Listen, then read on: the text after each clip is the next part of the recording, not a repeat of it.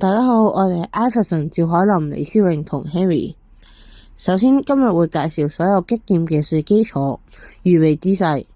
預備姿勢係啲咩呢？就好似一個武術嘅入面嘅起手式，係我哋準備進攻或者防守時候嘅標準站立姿勢。佢係一切動作嘅起點同埋結束。咁幾時會用呢？咁就係喺每一次嘅開始之前啦，或者每一次攻擊或者防守結束嘅時候呢，你都可以迅速咁樣回到呢個姿勢，就好似遊戲角色入面嘅待機狀態。呢個姿勢嘅目的呢，係為咗令達到一個最佳嘅平衡、穩定同機動性。佢可以快速咁樣向前攻擊，亦都可以隨時咁向後閃避，係一個攻守兼備嘅基礎。咁點樣做呢？首先，雙腳同肩一樣闊，一前一後。如果你係右手持劍呢，就喺右腳喺前面啦，左腳喺後面。膝頭就大幅度咁樣彎曲，身體下沉，就好似坐咗喺一張隱形嘅凳上面。身體要側轉啦，減少被攻擊嘅面積。持劍嘅手向前伸直，劍尖亦都向住對手。非持劍嘅手呢，就喺後面自然咁樣彎曲抬起，保持平衡。重心就落喺兩腳嘅之間，稍微偏後嘅一啲。咁我自己係一條好緊嘅彈弓咁樣。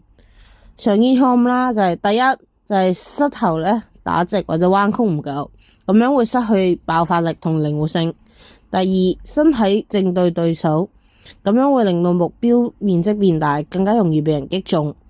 錯誤三就係重心太靠前或者太靠後，導致無法快速咁樣咧啟動移動。好，咁喺學會靜態嘅準備姿勢按吉之後呢，咁我哋接住落嚟學識點樣去移動啦。咁我哋要學嘅就係 step forward 同埋 backward。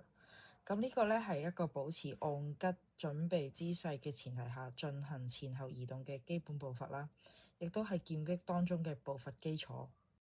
咁想喺試探對手調整距離嘅而進攻嘅時候，就可以去 step forward 啦。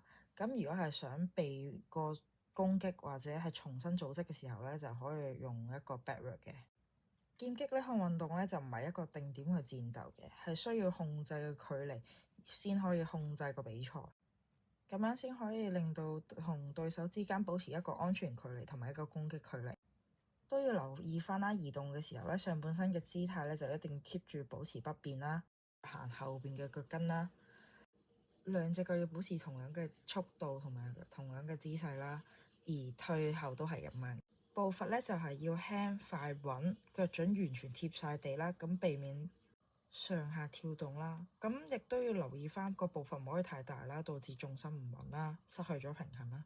第二咧就唔可以兩隻腳同時跳起啦，咁樣會暴露咗自己嘅意圖同埋動作會遲緩咗啦。第三咧，移動嘅時候咧，身體唔可以上下起伏啦，破壞咗姿勢嘅穩定性嘅。Next is the lunge. The lunge is a powerful and rapid extension attack. It uses the driving force of your rear leg to propel your body forward, like an arrow to hit your opponent. To use it, when you've adjusted your distance through footwork and entered your effective striking range, you can launch a lunge to target your opponent's valid target area. The reason why it's important is because it is one of the primary and most effective scoring techniques in fencing.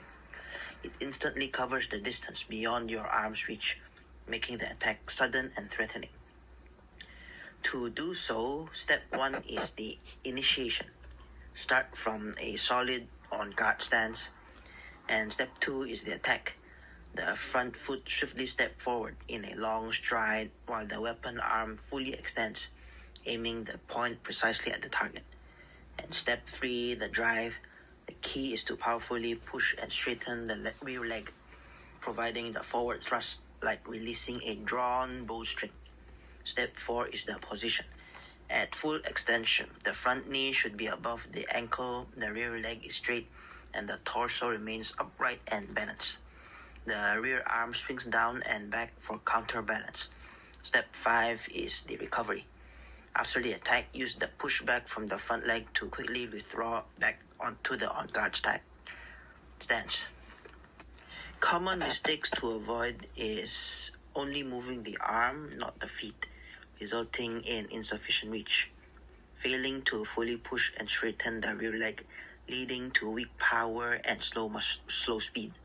And mistake 3 is leaning the torso too far forward or backwards, causing a loss of balance after the hit or an inability to recover quickly. On the start, make sure everything is okay. Make sure the on-guard stand is properly stand. Make sure it's on 90 degrees. Upon finishing, the student will attack the coach, and then the student will hit the coach fencing sword, and once it's hit, the student can attack, in which is called countering attack. Therefore, the student can get a point.